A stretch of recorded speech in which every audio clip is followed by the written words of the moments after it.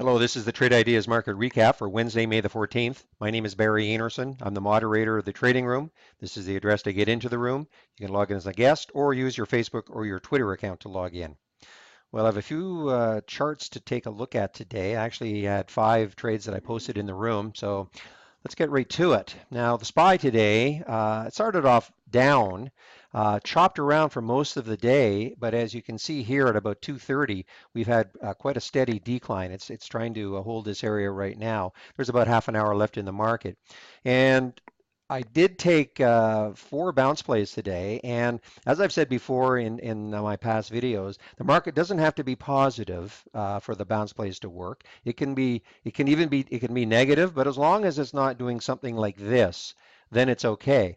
At least it gives it a shot. But if you're in a bounce play and all of a sudden this action starts, likelihood is that it's not going to work. So luckily, I was not in a bounce play at this point. Let's take a look at the trades that I did do. And the first one was Intercloud. Now, if you watched the video yesterday, you know that I said that I wanted to watch this today, right at the open.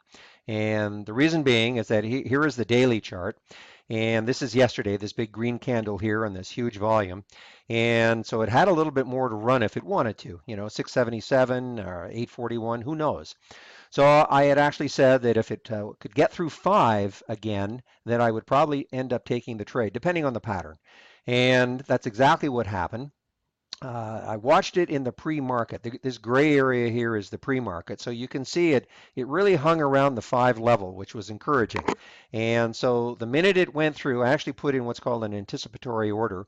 I placed the order ahead of time at 5:03, and I sold it almost immediately. These are 2-minute candles, so I had a nice pop here, and then a huge expansion of this 2-minute candle, and so I was able to get out at 5:43 in the first half, and I sold the second half at 5:21. Again, not messing around with a stock like this. I had no idea what it would do. It could have kept going to $8, but more than happy to, in about 4 minutes or 2.5 minutes, I think it was, to take a nice little profit on a very cheap stock.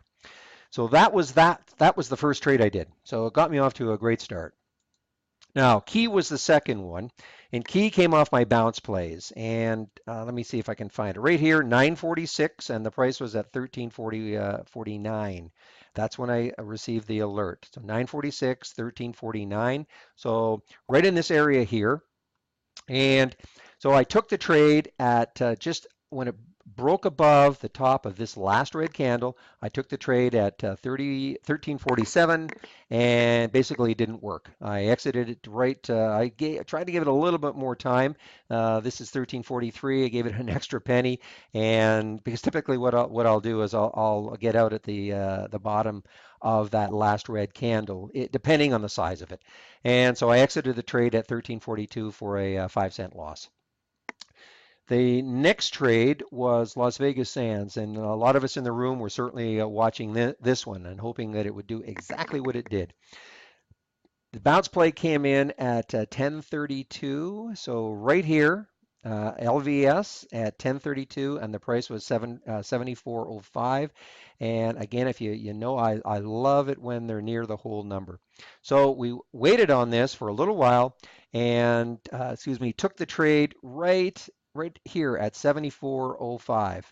Actually, and that was actually the alert level, and it went down below it 73.90, so it didn't lose the whole number too badly. And basically, when it got back up through the whole number, I took the trade, and basically exited a couple of halves,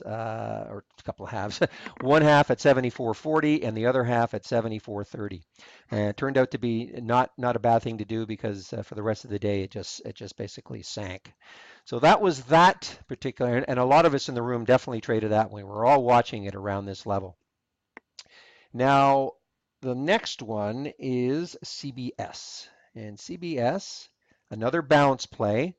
And let me see if I can find that one. That was at 1146, so it is, sorry, 1146 is right there. 56.53, so 1146. So I was alerted to it right in this area here. So obviously did nothing about it because again, for what I'm looking for in the bounce play is yes, I want to see this pattern, but even mentioned in the room, it'd be great if it could if it could keep going down because had it bounced right here, there wasn't that much to be gained from it because probably would get stopped in this area. So luckily, it did keep going down, and we watched it for quite a while, and I didn't take it right there. We watched it go down a little bit more, right down to that whole number. And I basically took the trade right here and at 56.30, right when it got above this area here. And but unfortunately, I did get stopped out. I took myself out of the trade at 56.22. I would do it again. I mean, this was a great pattern, great look, bounce off the whole number. Got in maybe a little bit late, but I wanted to see if we could clear all this area before because even at 56.22 had a long run in theory that it could have had another 50 cents, but it didn't, and so I got stopped out for an 8 cent loss. The last trade was OMC. Now OMC was at 126. So let me just find it right there. OMC 6705 again. Excuse me. This is telling me obviously it's close to the whole numbers. It was a nickel away, so I get instantly alerted to that. And that was at 126, so right in this area here. So this is where I was alerted to it. And basically took the trade when it got above this. This is the last red candle right there.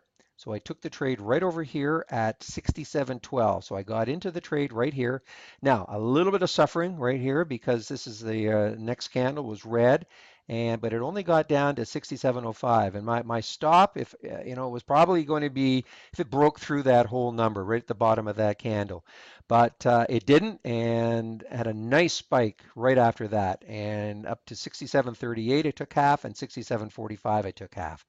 So again, not bad. I mean, two small losing trades on the bounces, two not bad winning trades on the bounces on a day where the market is negative. So again, just goes to show as long as I don't see something that looks like this while I'm in the middle of a bounce play. If the SPY was in the middle of doing this and I was getting these alerts, and I was getting alerts because you can appreciate that what's happening now, this window is now starting to fill up as this is happening because of course stocks are starting to fall. But I'm not going to take any bounce trade when this is happening. So I basically pass on them all and wait for the market to get better. Now, a couple ones that I just want to bring to your attention is or are DXP. Now, I don't know what's going on with this. I sort of read the news. Obviously, they missed earnings or something like that.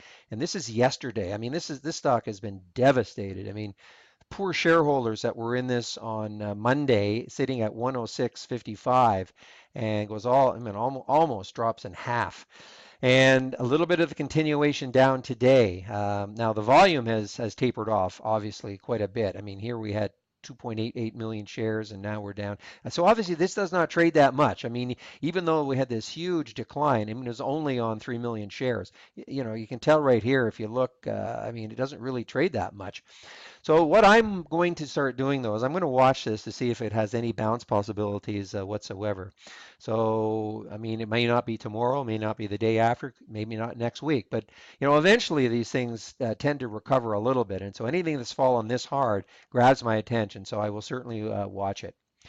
And the other one I just want to bring to your attention. I have no idea what it's going to do tomorrow, obviously, but this was sort of the star of the day as far as the cheap stocks are concerned. Excuse me. Um, this is up a huge amount. I mean, 60%, a dollar on a 267 well, it started at $1.71. So I mean, that's a tremendous increase. I didn't really see this all day. I don't really know what it, to be honest with you, I didn't see it. Let me just you see. I mean, very choppy on the 2-minute chart. But I will watch it tomorrow. Now, I don't, this is not exactly a lot of blue sky ahead of it. Let me just take a look at the weekly chart on it. And let me just get this looking a little bit, oops. So I mean, it's not bad. I mean, you might say that. Well, no, it's not good at all actually on a weekly chart. Sorry, this is a 2-minute chart. That doesn't look. I thought that didn't look right.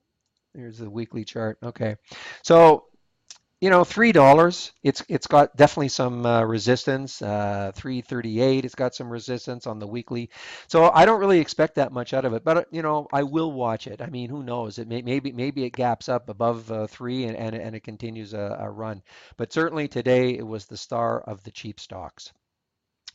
So that's it for today. A lot of trades for me. 5 trades is a lot for me. And again, not too bad on a down day. Say two small bounces, two small losses and bounces that didn't work, and two that did work for not bad gains, and then the iCloud right off the bat. So here's how to get into the room tomorrow. I hope to see you in the trading room tomorrow.